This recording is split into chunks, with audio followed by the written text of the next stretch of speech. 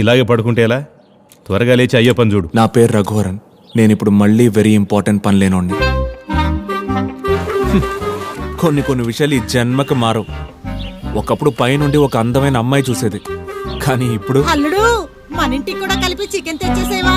Boneless.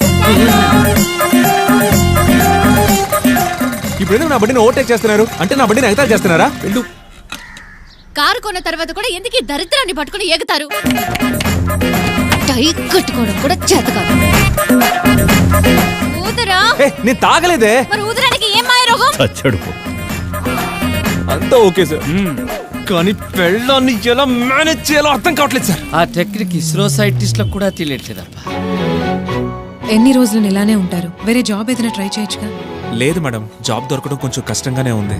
నాకే ఇలా ఎందుకు జరుగుతుందో నాకు అర్థం కావడం లేదు. నా పని నేను చేసుకుంటూ పోవడం కూడా తప్పేనా? రఘువరన్, వసుంధర కన్స్ట్రక్షన్స్ ఇన్వాల్వ్ అయ్యారంటే కొంచెం కష్టమే.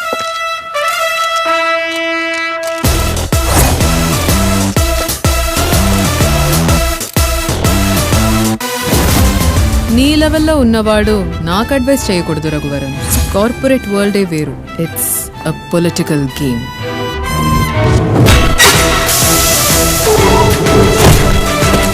నీ సొంత కంపెనీలో నువ్వు బాస్ అనిపించుకోవడం కంటే నా కంపెనీలో నువ్వు ఎంప్లాయీగా ఉండడమే నీకు గొప్ప స్టేటస్. మేడం, నేను పులికి తోకలా ఉండడం కన్నా పిల్లికి తలగానే ఉంటాను.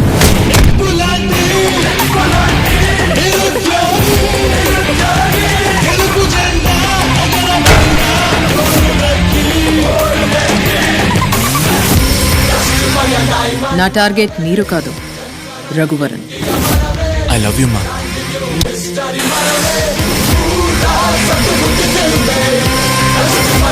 నిన్నటి వరకు నువ్వు కంపెనీలో ఇంజనీర్, కానీ ఈ రోజు నీకంటూ ఏ గుర్తింపు లేదు. అమూల్ బేబే, మనకంటూ ఒక పక్కా గుర్తింపు ఉందమ్మా. విఐపి.